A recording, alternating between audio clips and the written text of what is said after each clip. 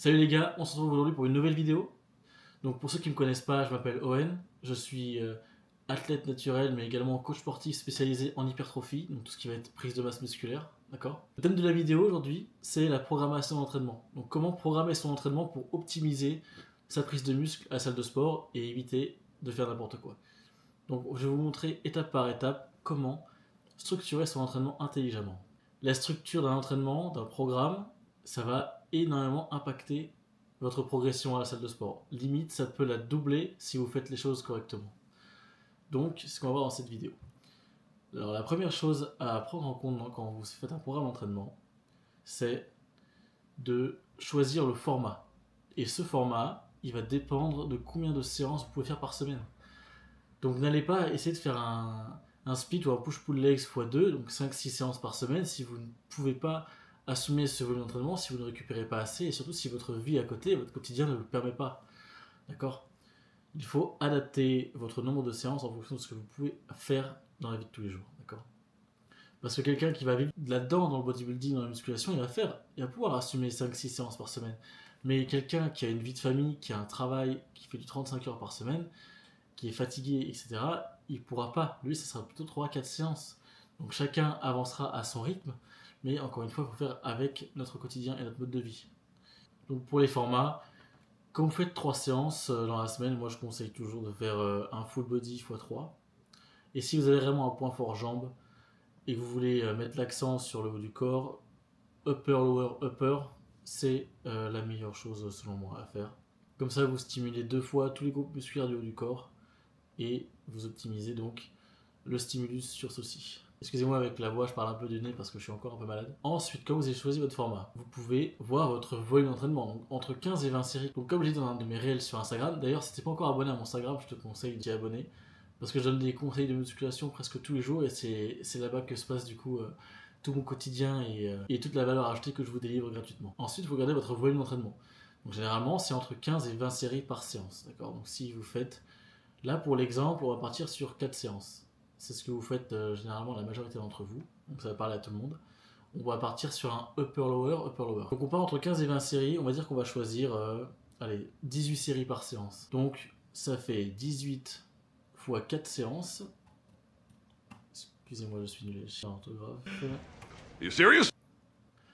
Ça fait 72 séries à répartir de façon équitable sur vos groupes musculaires. Donc à partir de là, quand vous faites votre programme, vous regardez où sont vos points forts, vos points faibles, et vous répartissez en fonction de là où vous voulez mettre l'accent en fait. Si vous avez, normalement là avec ça vous avez je pense 7 séries par groupe musculaire si je ne me trompe pas. Sauf que si vous avez par exemple, vous n'avez pas envie de faire les mollets, ça arrive hein, j'en ai beaucoup qui skippent les mollets. Vous avez cette série à répartir en plus du coup sur vos autres groupes musculaires, donc par exemple les pecs, le dos, les épaules, c'est comme vous préférez.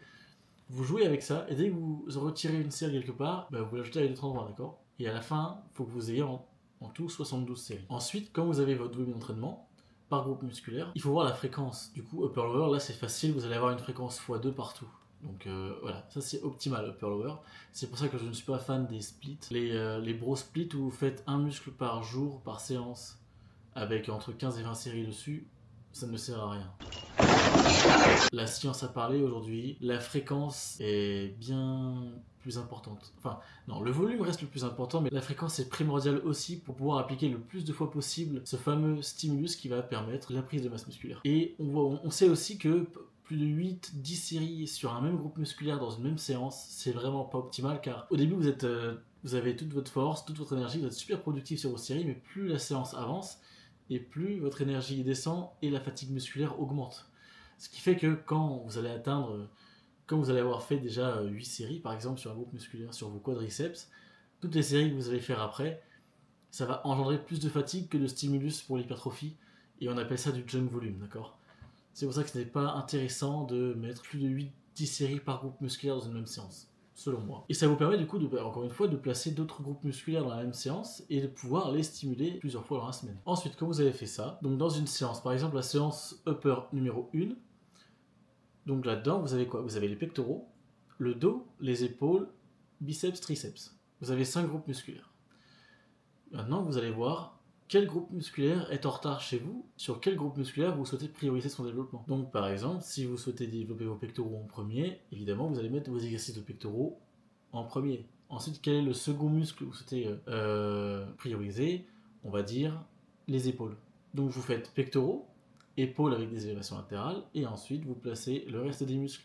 Donc quand vous n'avez pas forcément de points forts, points faibles sur des muscles, je vous conseille de faire dans l'ordre des exercices qui sont les plus énergivores par rapport aux moins énergivores. Donc après il reste le dos, donc on place le dos, les triceps, les biceps. Donc ça fait une séance upper avec 6-7 exercices. On va dire 2 pectoraux, 2 épaules, 1 dos, 1 triceps, 1 biceps. Ou alors 2 pectoraux, 1 épaule, 2 dos, 1 triceps, 1 biceps. Et c'est comme ça que vous structurez une séance d'entraînement. Donc pour les jambes, on va dire que c'est le même schéma, d'accord? Est-ce que vous voulez d'abord prioriser vos quadriceps ou vos ischios? Donc là, c'est pas compliqué. Ou alors les fessiers, pour ceux qui veulent. Vous placez en premier tout simplement le muscle que vous souhaitez développer en premier. Si vous voulez développer en premier vos ischio-jambiers, vous mettez d'abord les ischios, puis les quadriceps, puis les fessiers. Ou alors vous faites ischio, fessier, quadriceps. Et vous pouvez très bien faire ischio, quadriceps, fessier. Voilà, après adducteur, mollet, ne les oubliez pas. Ensuite, vous répartissez le nombre de séries dans votre séance, d'accord? Donc si vous avez 7 exercices pour atteindre 18 séries, vous allez jouer entre 3 et 2 séries par exercice, d'accord? Par exemple, vous allez mettre 3 séries sur les 2 exos pectoraux parce que c'est là où vous voulez le plus de stimulus, là où vous voulez prioriser. Ensuite, 3 et 3, enfin 3 sur les épaules, 3 et 3 sur le dos, et ensuite peut-être 2 et 2 avec les triceps et les biceps. Et là, vous allez avoir 19 séries, je crois. Ou sinon, vous retirez une série sur le dos, ça vous en fait 18 comme on a vu. Pour ce qui est des gammes de répétition, on parle souvent de la périodisation. C'est-à-dire de faire un mois ou deux avec des gammes de reps entre 5 et 10, ensuite entre 10 et 15 et entre 15 et 20. Pour moi, ça n'a aucun intérêt parce que vous savez comme moi maintenant que ce qui vous fait prendre du muscle, c'est la surcharge progressive. C'est la seule et unique méthode qui fonctionne au long terme et qui est fiable surtout et qui nous permet de traquer notre progression et de savoir si on progresse ou non.